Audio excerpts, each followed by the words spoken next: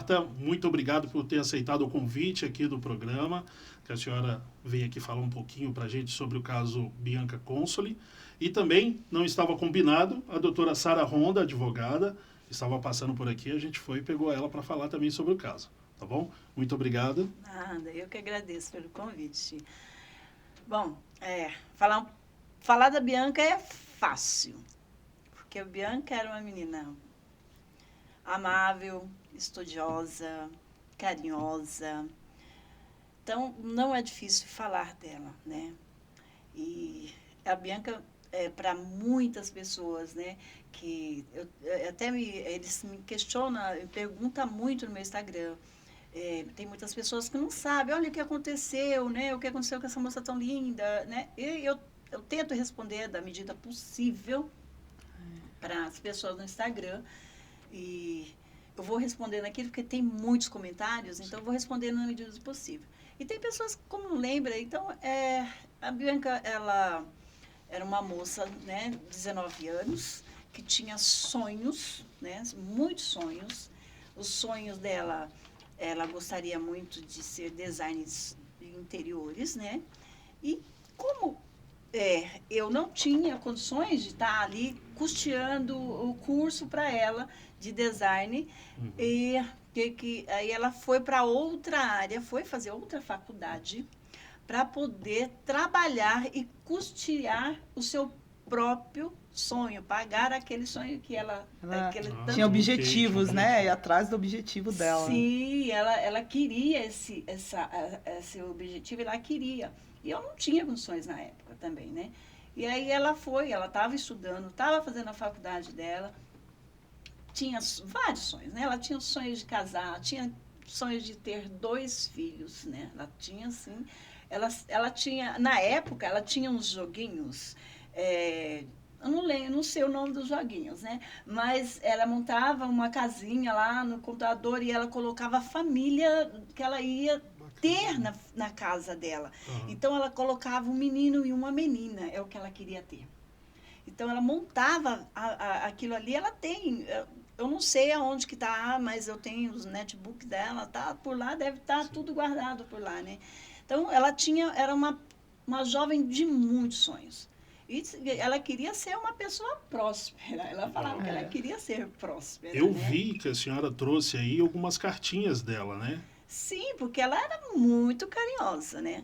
E ela era carinhosa, mas ao mesmo tempo ela era tímida. Então, ela se transformava, ela se declarava em cartas, né? Eu trouxe que tá até um saquinho. Ela fazia essas declarações para a senhora em cartas? Assim, ela sempre me declarava em épocas de Dia das Mães, né? Assim, ó, coisas assim, se eu ler eu vou chorar, cartinhas dela, ó, aqui. Olha, tudo isso é tudo dedicado a mim, ó. Tudo dedicado a mim, Aqui. Isso. É tudo cartinha dela que ela dedicava a mim, ó. Tudo cartinhas que ela dedicava. E são palavras bonitas, viu, O que gente? está escrito em uma delas aí? Eu vou chorar.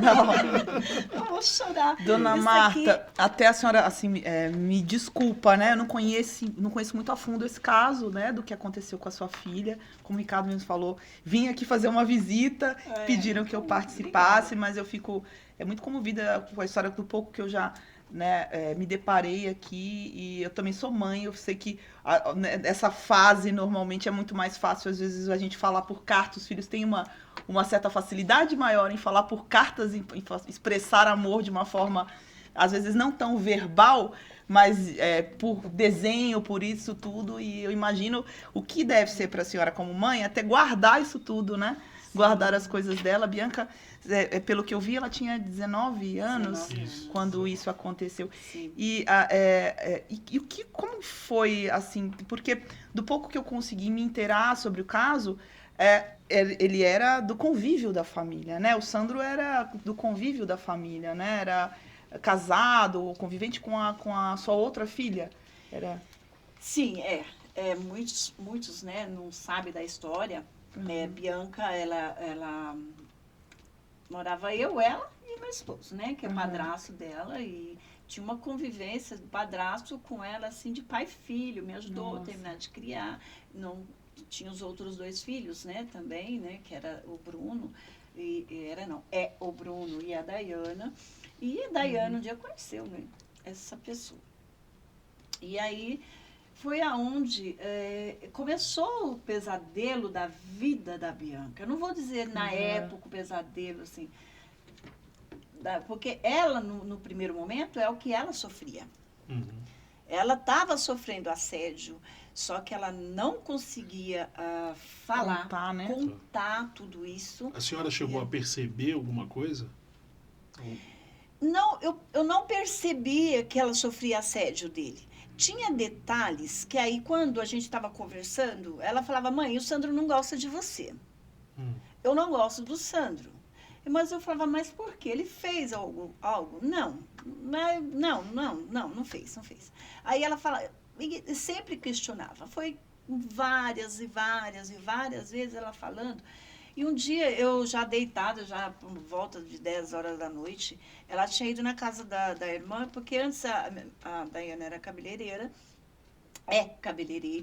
e aí ela foi fazer o cabelo, né? E ela chegou em casa por 10 horas da noite e foi lá no meu quarto e sentou na beira da cama. Ela falou, olha, eu não faço mais cabelo com a Dayana. Eu falei, mas por quê? Eu sempre estava incentivando ela fazer o cabelo com a irmã, por quê? Porque a irmã que trabalhava, que sustentava a casa.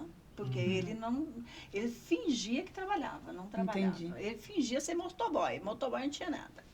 E aí ela chegou, falou que não ia mais, e ela falou, tô determinada, eu não faço. Eu falei, por quê? Ela falou, porque ele fala mal de você, e ele faz isso. E teve várias justificativas, né? Mas até então ela não falou para mim que ele assediava. Ele não chegou para mim e falou, não. Só falou que não ia mais. E realmente ela não foi mais fazer o cabelo com a irmã. Até uma questão que a senhora falou, que ela era muito tímida, talvez até por isso um pouco também, né? Porque se tratava do companheiro, marido da irmã, Sim. E aí tem aquela coisa do amor de irmã, que também fica, a minha irmã, de repente, gosta muito dele, não quero atrapalhar. Então tem uma série de fatores que acabam impedindo, talvez, que ela contasse mais abertamente que estava tendo esse tipo de assédio, né? Sim, eu acredito piamente nisso, que ela também pensava muito na irmã, em questão que tinha 2 crianças, Então, né? Não filho dele, né? Mas eu acredito que era tudo isso. E teve vários fatores que ela estava namorando, e aí o namorado deixou também, quando ela foi arrumar o cabelo, ele não foi, eu perguntei, questionei, por que o Bruno não foi com você? Aí ela falou, não, ele não quis ir. Mas aí eu falei, sabe, quando você fica, não quis ir, mas ela não se abria, ela não falava. Essa é uma questão dos jovens, né? Que nem eu falei que ela é tímida, ela expressava tudo aqui no papel. E ela não conseguiu mostrar para mim do que estava acontecendo, né? Então, ela tentou até um dia que ela saiu para jantar. Eu fiquei sabendo isso depois, através do Bruno, que era o namorado dela na época. Sim. Fiquei sabendo que eles saíram para jantar e na mesa ela começou a falar algo. Mas isso foi por isso que ele não quis mais ir na casa do Sandro, né? Então, ela começou, mas só que ela se fechou de novo. Então, e ali ela continuou tendo um assédio. E aí, a experiência que a gente leva disso tudo, o que é? Temos que alertar os jovens. Exatamente. Isso. Os jovens não podem deixar de falar. Os jovens têm que falar. Não interessa se falar que eu vou te matar, eu vou matar sua mãe, que nem eu fiquei sabendo que falou que ia me matar. Vou matar sua mãe, vou matar fulano, vou fazer isso, vou fazer... Não interessa, não vai fazer nada. Conta. A mãe não acreditou, vai na avó, vai no tio, vai na vizinha, alguém vai acreditar. Sim. A senhora, tendo isso tudo que aconteceu aí, né? A senhora lembra o que a senhora estava fazendo naquele dia? Como que foi? A senhora lembra detalhes dessa barbaridade que esse Sandro Dota fez? Não, do dia, a gente, da parte do dia que foi o assassinato eu estava trabalhando. Esse dia, a Bianca estava arrumando um trabalho e, assim, coisas assim que... ela tinha arrumado um trabalho. Ela estava desempregada já há algum tempo, porque ela namorava com um menino, com o Bruno, e ele trabalhava no escritório de advocacia. E aí, lá não podia namorados trabalhar junto, então, como ela tinha menos tempo, né? Teve que optar. Ele, como tinha 3 anos, ela optou ela sair e arrumar outro emprego. E aí ela estava em casa procurando trabalho. E nesse dia eu saí para trabalhar, uma correria, porque eu trabalhava no escritório da borracharia do marido, e o marido trabalhava na empresa, e eu ficava lá tomando conta.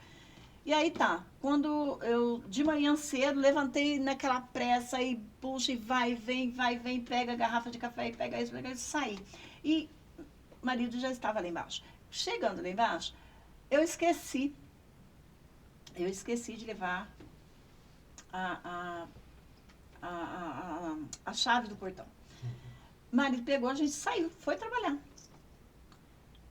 Fomos trabalhar, lá trabalhando, deu acho que mais ou menos meio-dia, conversei com ela e ela pegou e virou e falou para mim assim, mãe, a gente sempre conversava muito, mãe, eu vou pegar esse dinheiro que você me deu para pagar lá o boleto, eu posso, como é que fala?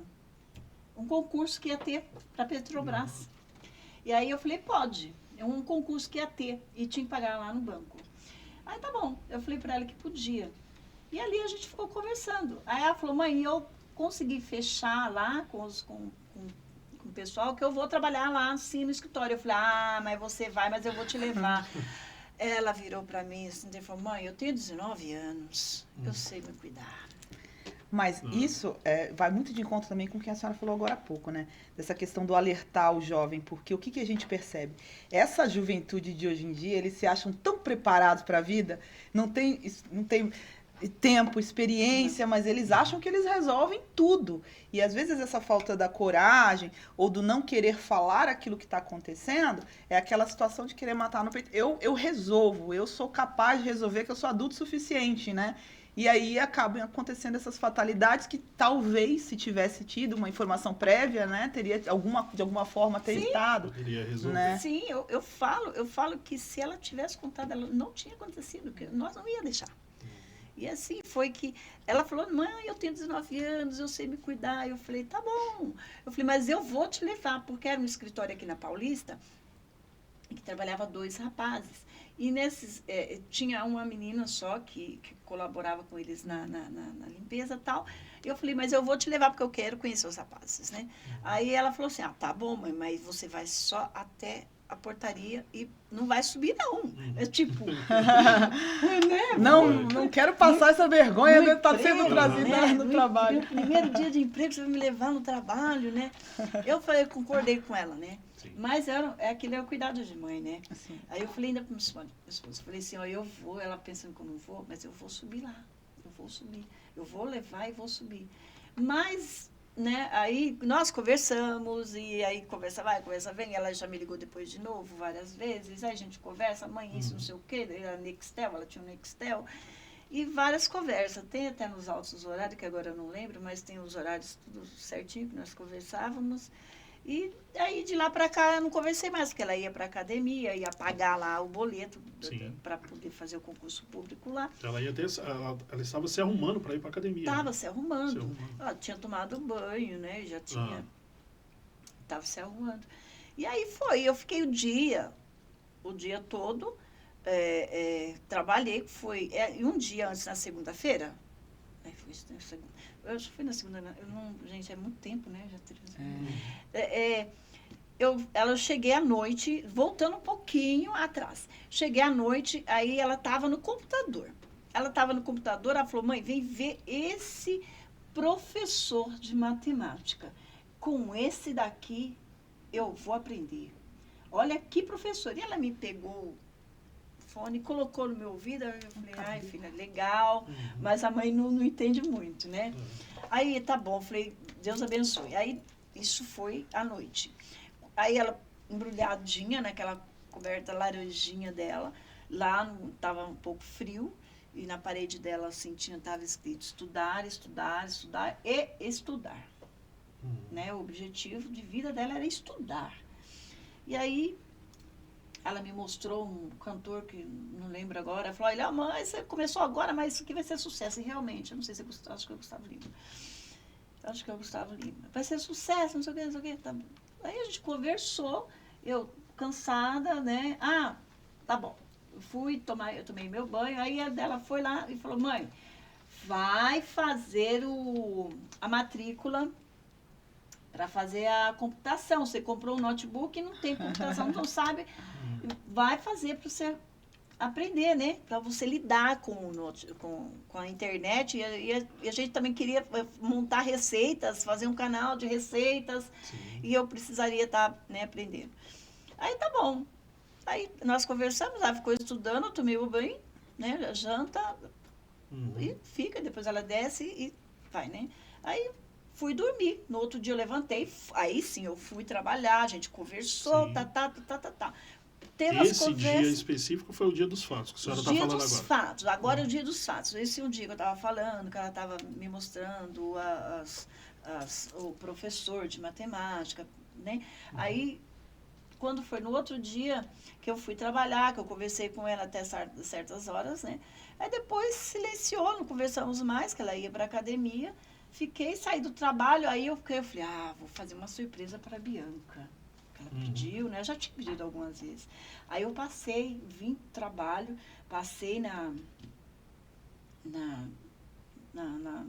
no curso, me matriculei. Lá, no momento do curso, que eu estou lá fazendo matrícula, minha irmã me liga e fala, Marta, o Sandro está me ligando enlouquecidamente, querendo saber das crianças, né, que é as crianças da minha filha, porque tem que pegar na escola, porque tem que isso. Eu falei assim, mas por que ele está se preocupando tanto? Que as crianças ficam comigo em casa, não tem essa, né, quando sai da escola que vem, o Danilo vinha e tal. Aí eu falei, mas que preocupação dele, né? Eu falei, não, mas eu já estou descendo. Também não falei para minha irmã o que eu estava fazendo, porque era surpresa, né? Papelzinho. Aí eu vim, passei no mercado, comprei o pão para ela, porque eu deixava lá os lanches para ela, assim, estava em casa.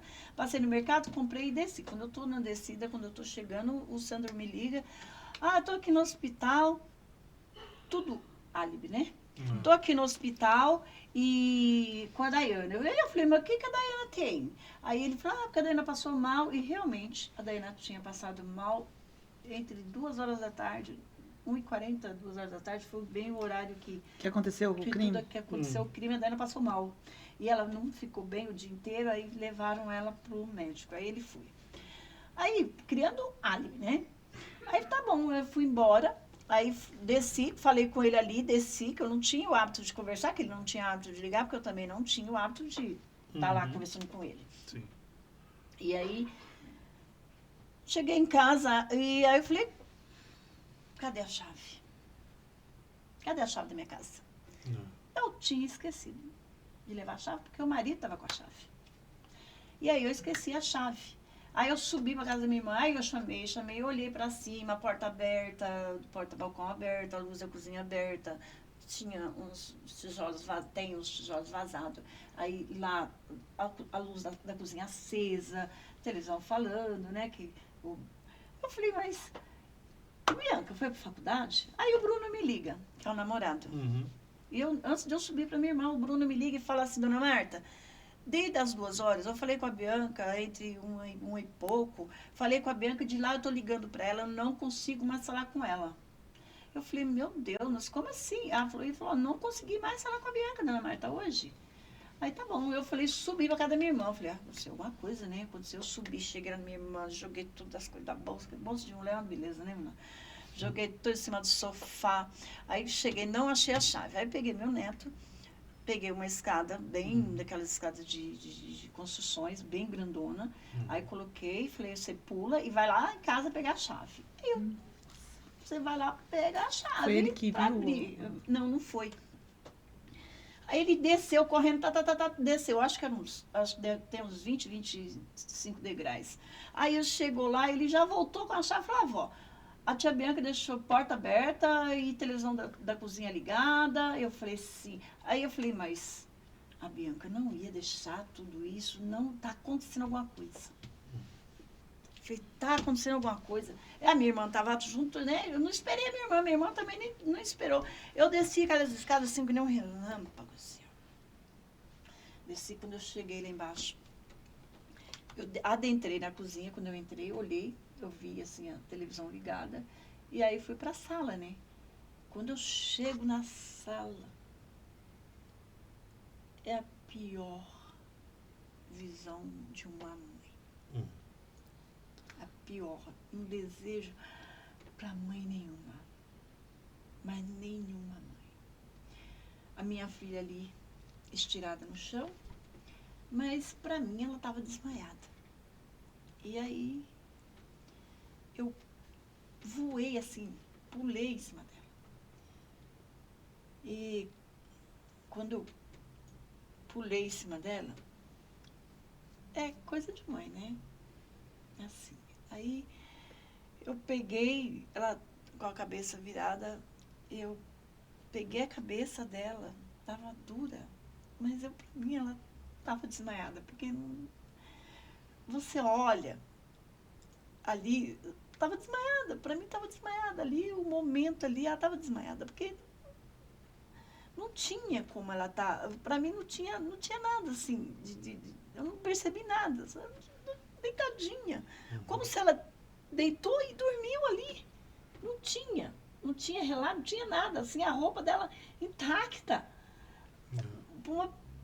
uma pessoa que lutou até a morte, foi abusada sexualmente, está deitada no chão como se tivesse deitado e dormido ali.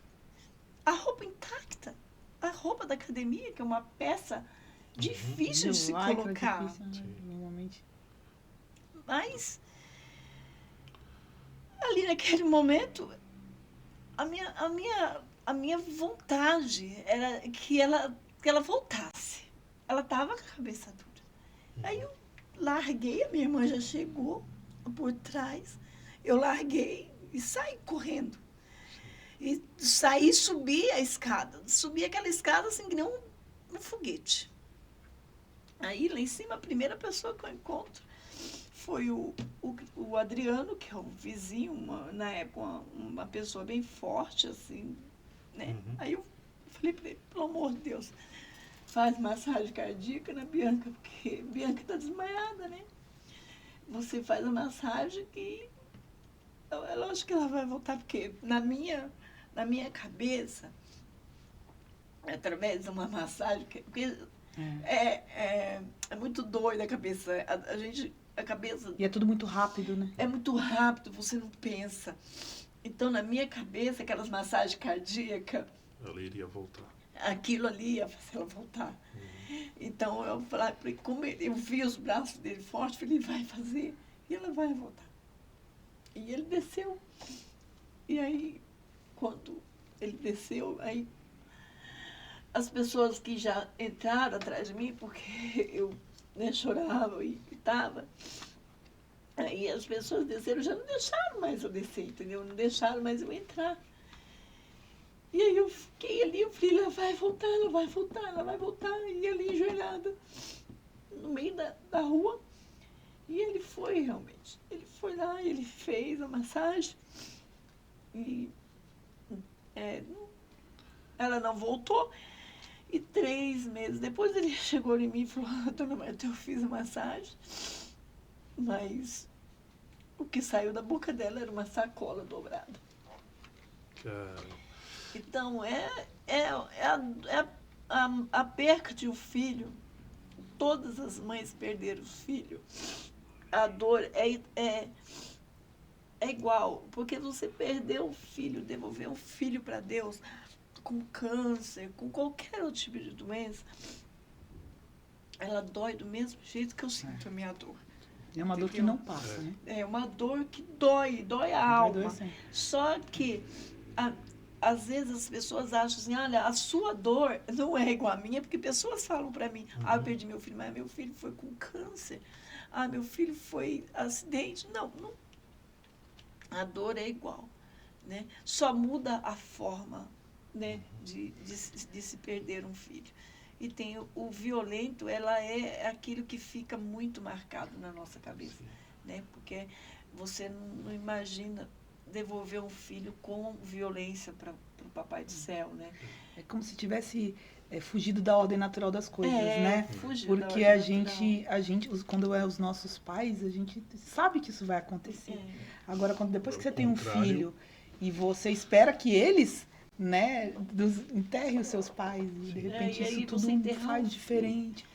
E eu acho que para a mãe, assim, você, até o momento a senhora relatando, né, ela vai voltar, é muito difícil a gente conseguir encontrar o momento em que cai a ficha do não vai.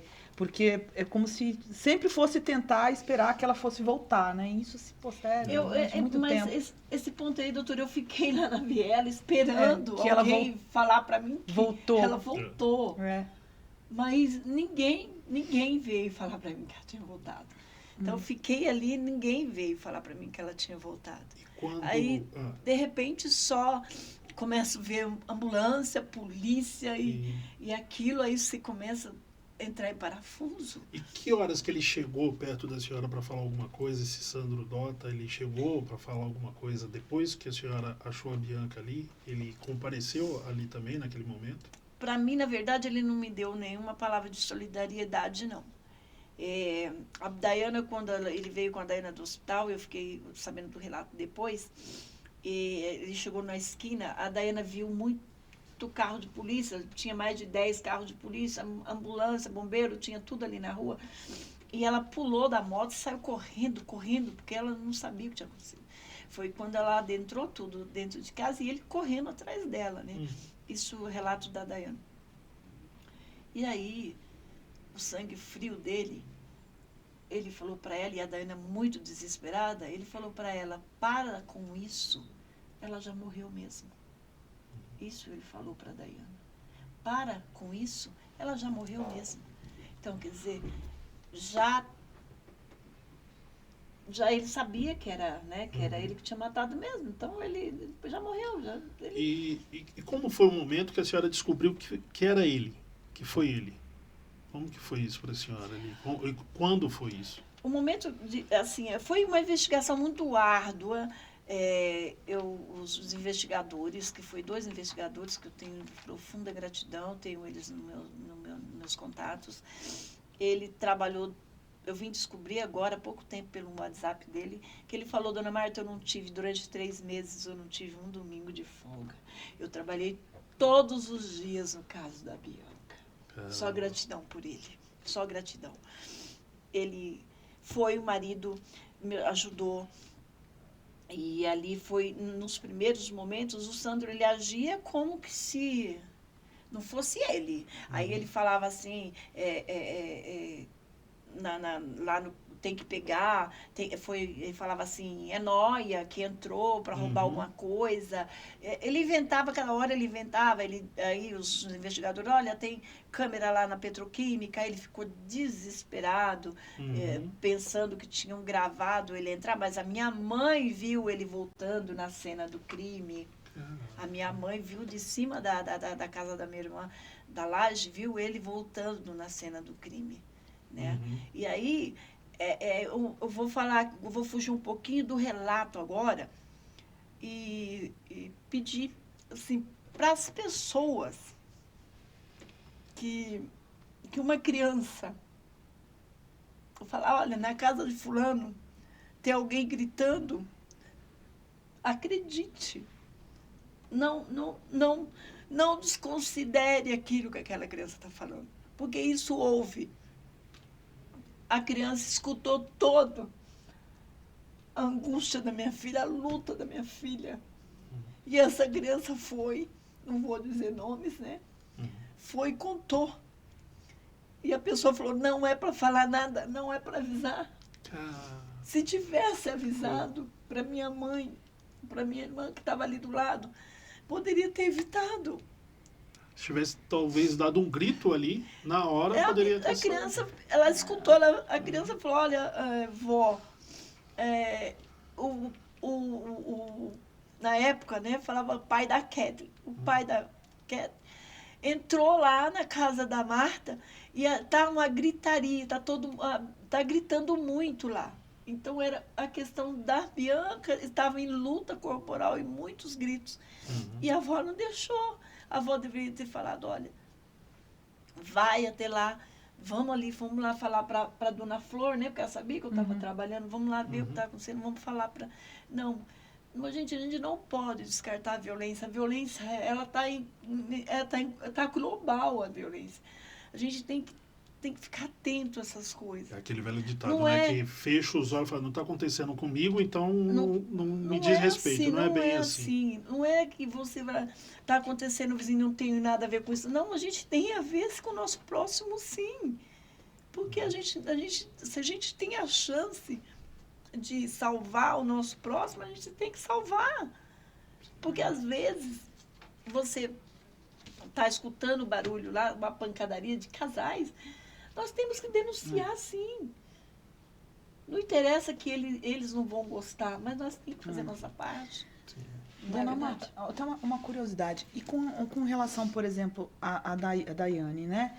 Ele tinha algum histórico de ser abusivo com ela? Como que era? Nesse período que eles ficaram juntos, pelo que a senhora relatou, ela já tinha os 2 filhos, né? E ele... Como que era isso? Ele demonstrava, pelo menos assim, no convívio com ela, né? Convívio ali entre o casal. Ele era um cara meio abusivo? Já dava esses sinais para ela também? Eu percebia, porque quando ele conheceu a Daiana pesava mais ou menos uns 52 quilos, 57 quilos, um negócio assim. Era magrinha, bonitinha, loirinha, toda bem certinha. E, de repente, né, que ela conheceu ele, né, através que está aí nas redes sociais, onde os vídeos que o marido... Eles estavam separados, né? E aí foi isso, uma separação que foi até eu que fiz ela separar na época, porque eu não concordava com muitas coisas. Eu não fiz, eu aconselhei, né?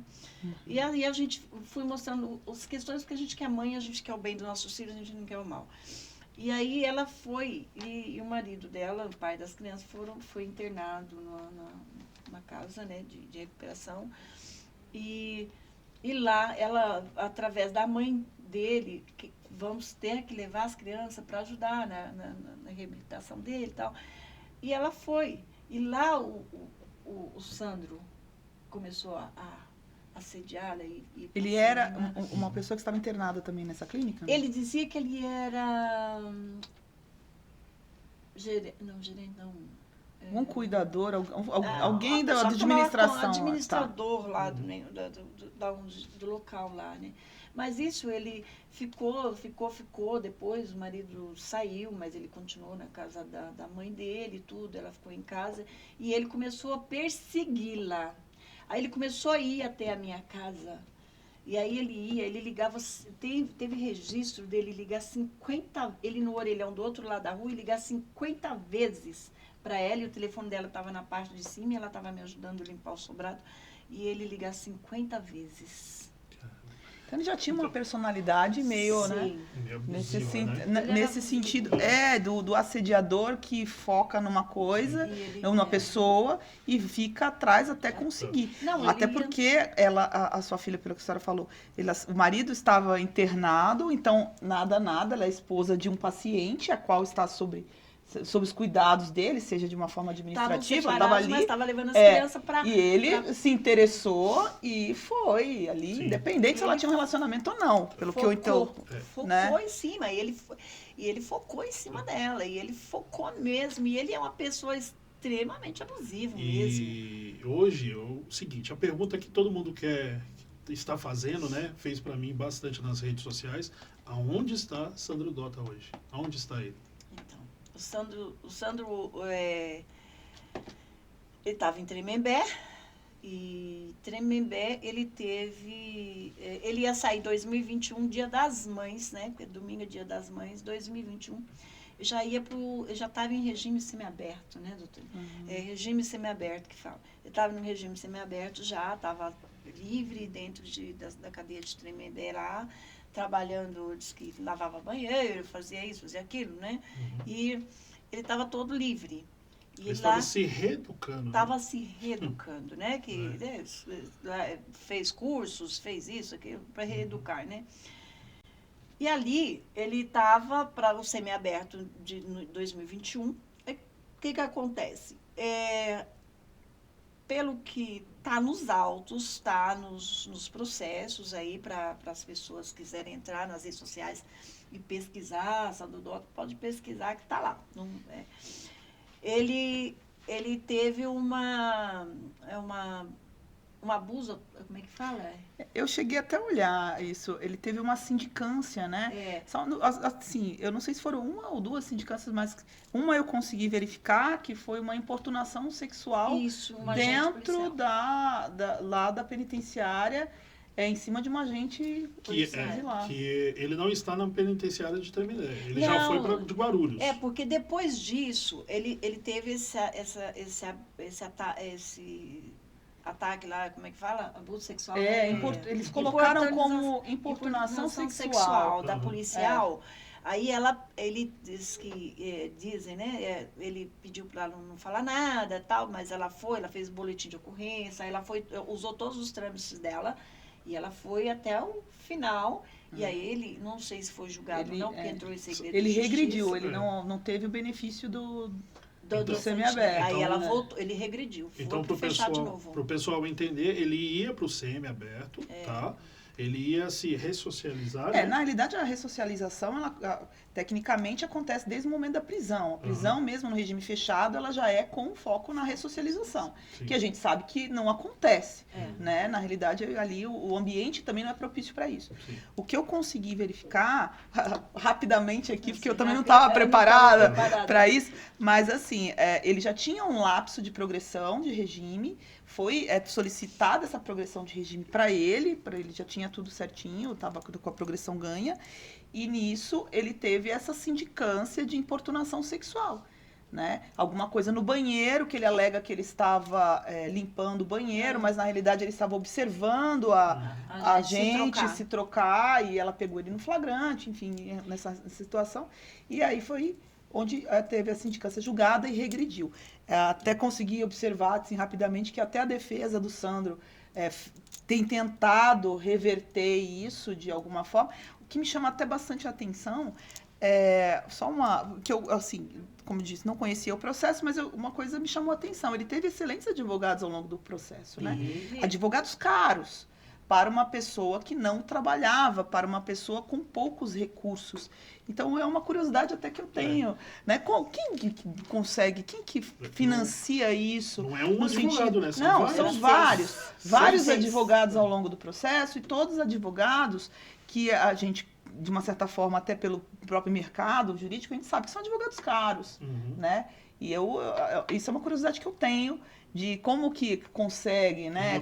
Isso é o pro bono, né? Não desmerecendo a classe, mas o motoboy consegue pagar 6 advogados. São advogados muito caros. São advogados caros e na época era o Ricardo Martins, o primeiro julgamento dele, que foi destituído e voltou, ele falava assim, olha, mas eu bati ele, não trabalhava. Não, ele trabalhava. Não, trabalhava. Porque o motoboy, ele não sai de casa com uma roupa toda engomadinha, toda arrumadinha. O motoboy, porque o motoboy anda de mau jeito? Não, o motoboy, ele tem uma roupa para trabalhar, adequado para ele trabalhar. Ele não sai com uma roupa social, com uma roupa... Né? É diferente. Ele nunca tinha o hábito. Eu sabia, a gente convivia com ele, sabia que ele não trabalhava. Quanto tempo ele pegou? Sabe, doutor? Olha, eu não... Pelo que eu vi aqui da primeira decisão que tem no processo de execução, falava em 31 anos, né? Mas não sei se teve nenhum recurso, se teve alguma redução de pena por recurso. O que eu vi foi 31 anos. Não, mas inicial, né? Ele pegou 34, tirou 3 com 31, foi para o STJ, tirou 7, depois teve uma nova sindicância, tirou mais 3. Quando eu cheguei no MP, já tinha sido julgado, já tinha tirado os 3 anos, tirou 3, 7 mais 3, Aí quando eu cheguei no MP, já tinha tirado ontem e já tinha ido para a segunda instância para Brasília. Você vê que é uma complexidade esse processo dele tamanha, que abre várias pautas aqui para se discutir. Inclusive, assim, se eu tivesse a oportunidade de ter um novo momento desse até aqui com a dona Marta, conseguiria trazer algumas questões aqui que a gente pode pontuar, inclusive que devem ser tratadas em âmbito de sociedade mesmo, de processo. Sim, e que a senhora vai ter. Nós vamos convidar a dona Marta de novo para vir, para poder conversar sobre isso. Porque é o seguinte, como que pode uma pessoa dessa, que fez um crime bárbaro desse, voltar, cometeu uma importunação sexual dentro da penitenciária, da própria penitenciária, voltar para a rua? Não é, no meu ver, é que assim, a nossa legislação, ela não admite uma pena perpétua, né? Você tem uma limitação para isso. Mas existem alguns critérios que têm que ser adotados, inclusive numa progressão de regime, né? Que são critérios objetivos e subjetivos. E ele não atende isso. Em que pese ele tenha atingido critérios objetivos de lapso de condenação, de lapso de cumprimento de pena, ok. Mas e o restante, né? E os critérios subjetivos? Como é que se trabalha isso? Existe, de repente, um exame criminológico num crime como esse, né? Num processo como esse de execução dele? Não sei se teve alguma coisa nesse sentido, ou se caberia ali, mas o que eu penso? Se um cara, né, já condenado por um homicídio, numa linha de um crime sexual, e ele continua dentro de uma penitenciária com todos os rigores de segurança, e comete faltas gravíssimas também de cunho sexual, peraí, então qual que é a medida que se tem para conseguir identificar se ele está preparado? Porque é esse critério de tá sendo reeducado e tal, ressocialização, até onde está servindo nesse caso, se essa sindicância é recente, entendeu? Aí você vê que aquela coisa de abrir várias pautas, que você já entra num âmbito psicológico, né? Sim. Tipo, o criminoso sexual já tem uma tendência, desde quando ele faz isso? Será que tem cura? Enfim, abre várias pautas aí de discussão, não só na questão do direito, né? Mas o entender como é que funciona isso, como é que funciona na cabeça ali, porque a gente é sociedade, nós estamos aqui do lado de fora, entendeu? Sim. O que a gente espera com um retorno desse, né? E outra coisa, doutora, pode falar. Não, só complementar. Se uma pessoa que tirou a vida e abusou sexualmente de outra, lá dentro da penitenciária, cometeu o mesmo ato, porque a linha do banheiro, ele cometeu com Bianca, porque Bianca tomou banho, ele estava dentro da minha casa, com certeza. E como que uma pessoa dessa sai para a rua? Ele só não foi além, porque ali ele não tinha oportunidade de ir além, né? Se tivesse oportunidade, faria de novo, né? E agora, né? O que a senhora sente, assim, com essa possibilidade cada vez mais próxima? Porque mesmo com uma questão de sindicância, uma hora ele vai vir para a rua. Como a senhora se sente com relação a isso, né? Bom, assim, nós temos as nossas precauções, a gente tem preocupação. Não, assim, eu não tenho medo dele. Só que ele é um coelho, né? Ele na moto, ele é ágil. Eu tenho muita preocupação com os meus netos, né? Eu tenho preocupação porque o que ele gosta não é te machucar, ele gosta de machucar alguém para te ferir. Porque eu falo que o psicopata gosta de ver sofrimento. Psicopata gosta de ver você sofrer. Eu não odeio a dona Marta. Porque o psicopata ele não tem o critério do sentimento, sabe? Ele não sente, ele não tem essa linha ali, né? Diferente de outras patologias mentais, o psicopata ele é frio e ele consegue te matar aqui e voltar para casa e dormir tranquilamente, o sono mais profundo. E eu odeio, vamos supor que ele me odeia, mas ele não quer vir mexer na minha vida porque ele me odeia. Ele quer olhar para mim e me ver sofrer. Ele quer ir Então ele vai lá. O que eu mais gosto? A Dayana me passou um relato que eles passaram de moto lá em frente à minha casa, antes de tudo acontecer. E aí ele falou assim, sua mãe vai se arrepender. Mas ela falou, vai se arrepender do quê? Minha mãe não fez nada. Ela vai se arrepender. E ele já estava já planejando, provavelmente. Mas ele não falou o que era que eu ia me arrepender. Eu não tinha feito nada para ele. A única coisa que eu tinha feito para ele de ruim é que a Bianca trabalhava, ganhava uma cesta básica, e eu dava a cesta básica da Bianca para alimentar ele e os filhos da minha filha e minha filha todo mês. Essa é a coisa ruim que eu fazia Então, para ele. Uma coisa que eu quero perguntar para a doutora. Doutora, é o seguinte. Se uma pessoa que é desta forma, está agindo da forma que agiu dentro da penitenciária, a dona Marta aqui, ela me deu, né, ela trouxe aqui, na verdade, uma carta que ela recebeu lá de dentro, que foi para, não vou mostrar aqui, mas foi, eu vou mostrar a carta, mas não vou mostrar o endereço, mas que ela recebeu na casa dela, no endereço dela, dentro da penitenciária, do Sandro Dota. Sim, tem Ela recebeu essa carta aqui. Entendeu? Dele. Então, é complicado, né? O endereço porque é assim, você tem Ela alguns poderia? critérios. Existem alguns critérios, por exemplo, para encaminhar coisas lá para dentro, você tem que estar dentro de uma listagem, né, que é um rol, essa coisa toda. A questão de correspondência não existe muito impedimento. Só que essas cartas elas passam por uma triagem, né, ou deveria, né? Uhum. Assim, dentro do procedimento elas têm que ser lidas, né?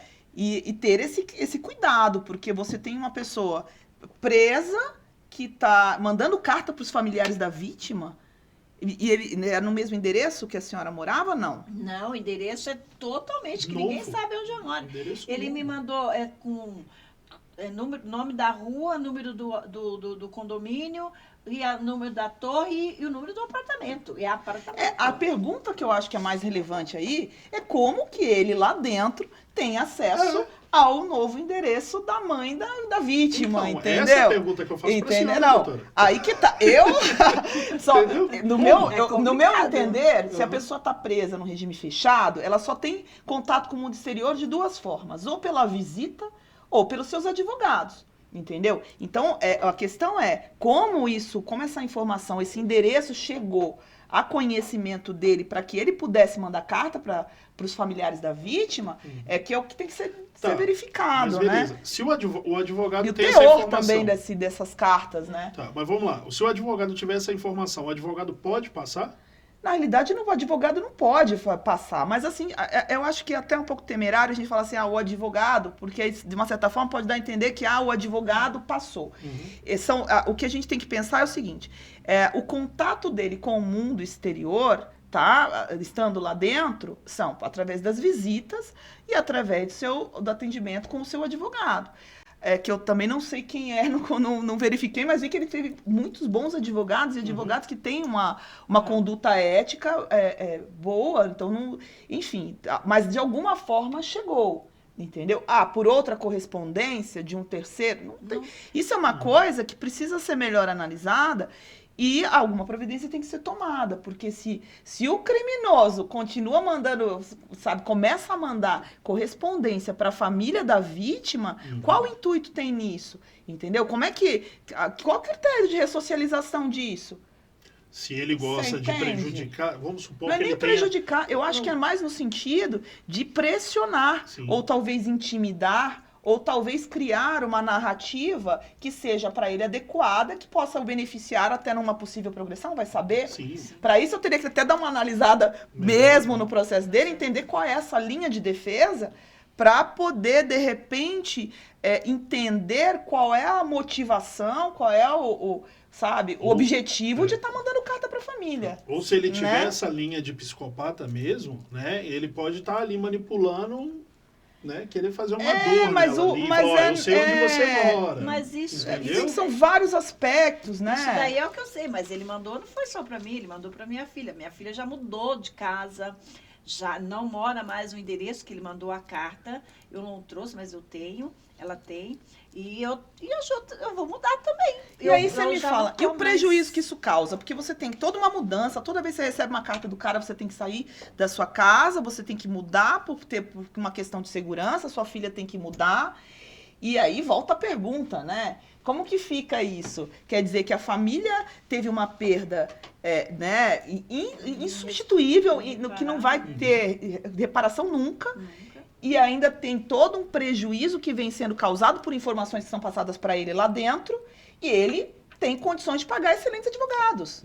Qual que é uma controvérsia tão tamanha em relação a isso, que é o que me gera muita curiosidade, Sim. de verdade. Eu gostaria de fazer um convite para o Ministério Público, né? Se eles quiserem, alguém do Ministério Público tiver interesse em vir aqui conversar, o podcast está aqui, né? O Alerta Vermelho, para poder... Estão convidados para poder explicar, ou tentar nos explicar como isso aconteceu, o que pode ter acontecido.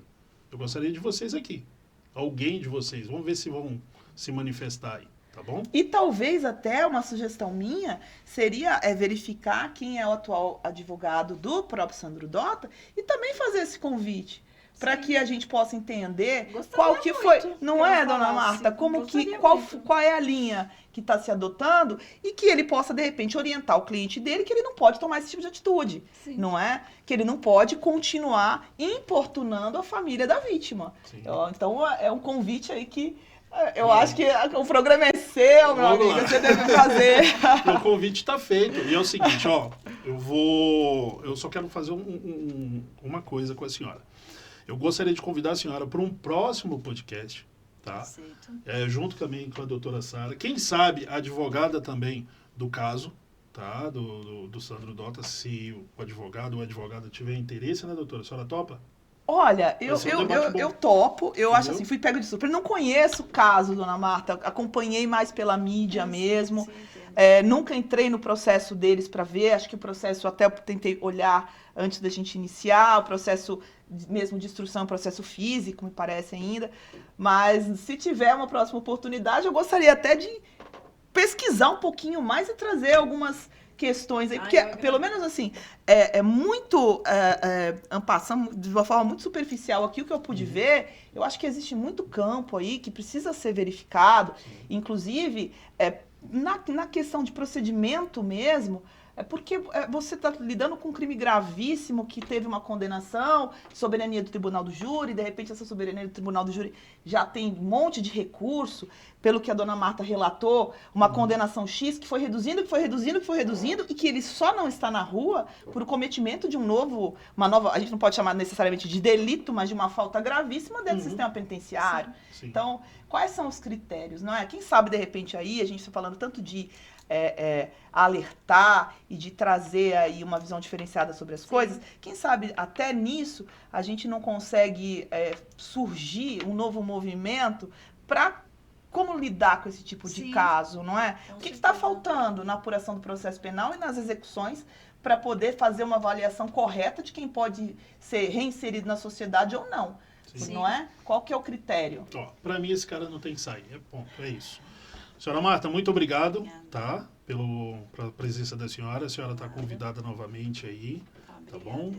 Muito obrigado mesmo aí pelo trabalho também que a senhora faz. Eu conheci a senhora pessoalmente no caso do menino Henri Borel, lá no Rio de Janeiro, com o Leniel. Participamos, né, várias vezes no Rio de Janeiro. Naquele tribunal, famoso tribunal que teve um fuzuê lá, né? Bastante, né? Eu fiquei, por 2 vezes, vim de lá sem voz. Então, no megafone o dia inteiro, no grito ali. Foi mesmo. Foi muita... O pessoal perseguindo a gente no ônibus. Tivemos perseguição no Rio de Janeiro. Tem um monte de coisa. Olha, eu já atuei bastante nessa área assim, criminal, mas eu optei por sair dessa área há algum tempo, né? E esses casos, principalmente nessa parte de crimes contra a vida, eu acho uma coisa muito sensível. Você tem que ter muito estômago, inclusive o advogado, quando vai fazer uma defesa, para lidar com isso. Entendeu? Para lidar, tem que ter muito estômago. Mas uma coisa que eu pude perceber, normalmente o que você vê de engajamento para mudanças, inclusive no critério de legislação, elas se iniciam normalmente com família de vítima. Isso historicamente, né? Então... Até está aí, né, a lei Henri Borel, que o Leniel ele colocou, e eu espero que brevemente também eu vou fazer o convite para ele, também ele é amigo da senhora, né? Dele vir aqui e tá junto com a gente aqui no programa aqui. A gente está falando tanto da lei Henri Borel, que ele conseguiu colocar, que já está em vigor essa lei, né? quanto também falar sobre o caso aí e outras. Ele está ajudando outras crianças. Nossa, ele está fazendo entendeu? um trabalho maravilhoso. O Leniel está fazendo um trabalho maravilhoso no Rio de Janeiro e pelo Brasil. Ele está ali trabalhando e lutando mesmo pelas nossas crianças que são indefesas e precisa realmente de ajuda. Infelizmente, né, é aquilo que eu vou bater de novo, nós, as sociedades, devemos denunciar. Não podemos deixar as nossas crianças sofrer abusos, violência e nos calar. A gente tem que estar falando sempre. Não podemos deixar isso. Não podemos. Você vê uma criança sofrendo, levar um tapa, apanhar. Denuncie, é meu vizinho, mas não interessa. Sim. Vai falar, vou falar e ponto. Ponto, e já era. Isso tem que ser isso mesmo. Doutora, muito obrigado. Eu que agradeço. Na hora que você estiver passando por aí, eu vou jogar também de novo. Não, porque hoje foi demais. Doutora, senta aí. Eu falei, qual que é a pauta, né? É esse aqui. Mas é bom, acho que foi uma conversa descontraída. Fiquei muito feliz em conhecer a senhora. Obrigada. Que Deus te ilumine e conforte seu coração sempre, que eu acho que é uma dor que eu sou mãe e eu acho que eu não teria a mesma força que a senhora passa aqui se isso tivesse sido do meu lado. Então, assim, Deus que conforta. Deus conforta e sabe de todas as coisas, que te abençoe imensamente. Obrigada, doutora, pela sua colaboração aí no derradeiro. Senhora Márcia, eu estou lembrando da Márcia Ferrari lá. Estou mandando um abraço para ela também. E outro aí. caso, um abraço. Outro caso. Mas é um caso também, nossa, A gente, terrível, né? a gente também participou desse caso aí juntos lá, né? E Fui algumas vezes lá. Então, senhora Marta, muito obrigado, tá bom? Eu só quero deixar um microfone aberto para a senhora agradecer. É com a senhora aí. Eu primeiramente eu quero assim falando, né, desejar a todas as mães um feliz Dia das Mães, né? Agora no nosso próximo domingo, independente de se você perdeu, devolveu para Deus o seu filho, e se você tem mais filhos, temos que acolher os nossos outros filhos, porque eles também precisam do nosso amor, né? Então, aquela mãezinha que devolveu o seu filho para Deus, que está enlutada, não deixe de estar ali com o seu filho que está aqui presente, né? Aquele que partiu jamais vai sair do nosso coração, porque a gente é enlutado, nós vivemos de amuleta, né? Vamos viver eternamente, até o último dia da vida, de amuleta, porque falta um pedaço, não vai voltar para o lugar. Mas os nossos outros filhos estão aí, a gente tem que comemorar, sim, o Dia das Mães, né?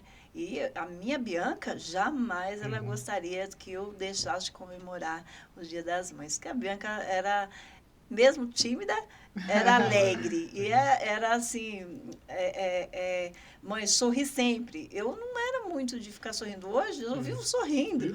Por causa dela. Por causa dela. Quem conhece a dona Marta sabe disso. Então, muito obrigado aí, tá? Parabéns para as duas, que são mães, né? Obrigada, Parabéns pelo Dia das Mães aí. Obrigada a todas as mães, né? E um feliz Dia das Mães a todas aí. Acho que é isso. E é o seguinte, quero falar para vocês assim, sabe por que o Sandro Dota foi preso?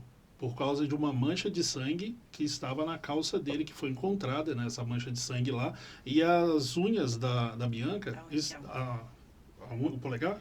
Esse aqui. Foi esse? Então, debaixo da unha estava ali a pele, né? Um pedaço minúsculo. Minúsculo. Aí, viu?